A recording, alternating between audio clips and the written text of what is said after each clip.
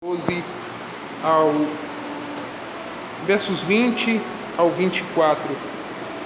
Já preguei sobre essa passagem aqui. Diz assim: E passando eles pela manhã, viram que a figueira secara desde a raiz. Então Pedro, lembrando-se, falou: Mestre, eis que a figueira que amaldiçoaste secou. Ao que Jesus lhes disse: Tende fé em Deus. Porque em verdade vos afirmo que se alguém disser a este monte: ergue-te e lança-te no mar, e não duvidar no seu coração, mas crer que se fará o que diz, assim será com ele. Por isso vos digo que tudo quanto em oração pedides, crede que recebestes, e será assim convosco. Pode sentar em nome de Jesus. Só baixa essa.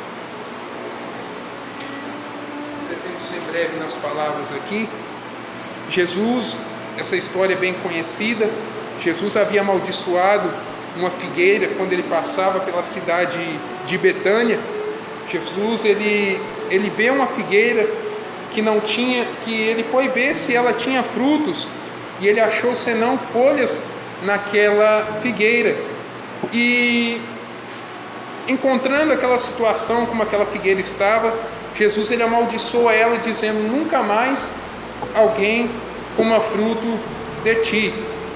E os discípulos escutaram aquilo, e algumas versões diferem um pouco, mas aqui vai dizer que ele foi para Jerusalém, ele purifica o templo, ele limpa algumas impurezas, algumas coisas que não estavam de acordo no templo, e quando ele volta, a figueira tinha se secado.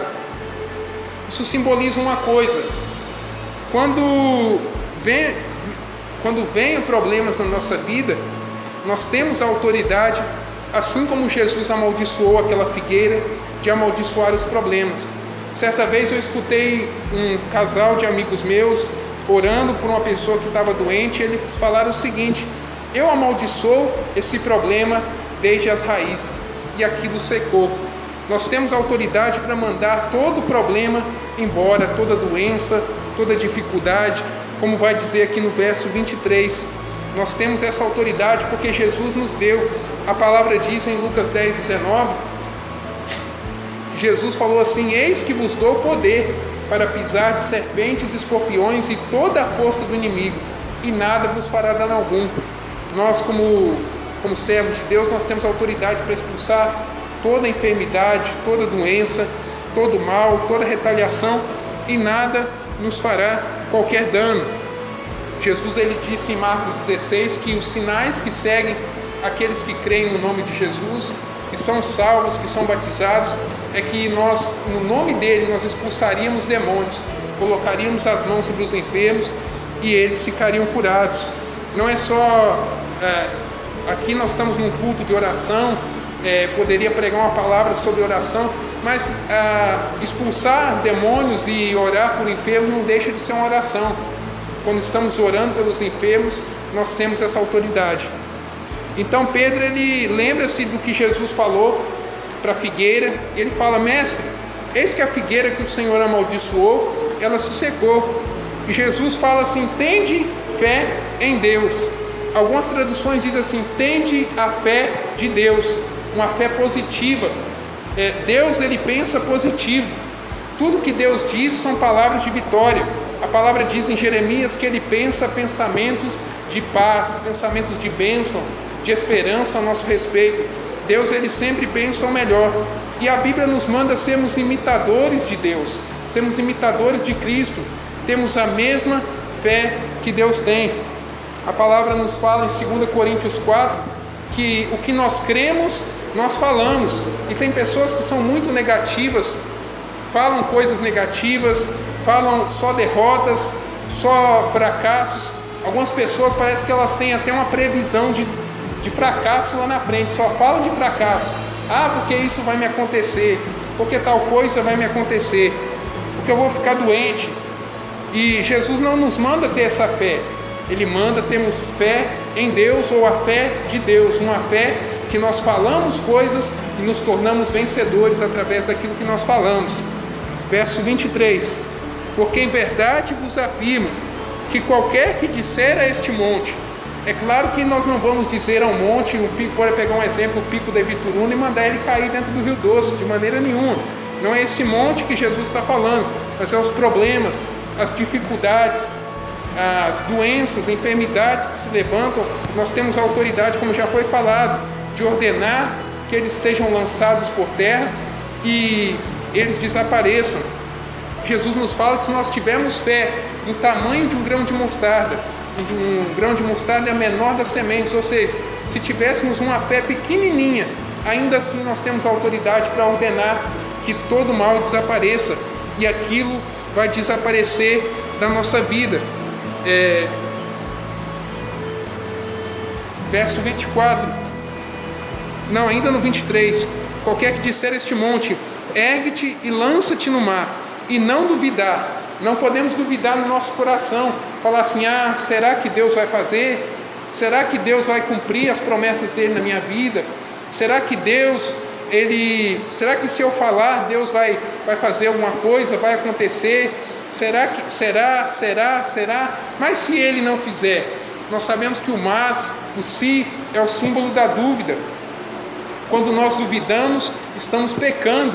A palavra fala em Hebreus 11 que sem fé é impossível agradar a Deus. Para agradar a Deus, nós temos que crer que Ele existe. Isso a maioria das pessoas creem. Nós temos que chegar a Deus com a certeza de que Ele nos ouve e que Ele vai nos responder.